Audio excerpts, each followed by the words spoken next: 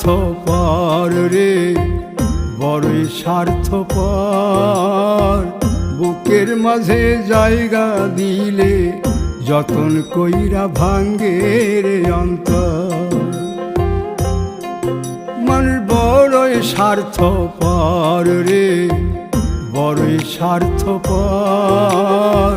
বুকের মাঝে জায়গা দিলে যতন কইরা ভাঙ্গে রে অন্তর।